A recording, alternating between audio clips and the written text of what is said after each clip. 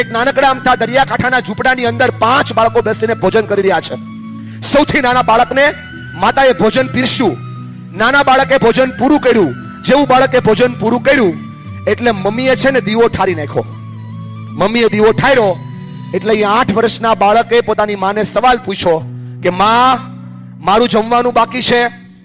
મેં તો જમતા જમતા ચાલ પૂરું બી કર્યું, તારું જમવાનું બાકી છે, ઘરનું બધું કામ બાકી છે, આ બધી વસ્તુઓ બાકી છે, તો તે આ દીવો શું કામ ઠાર્યો?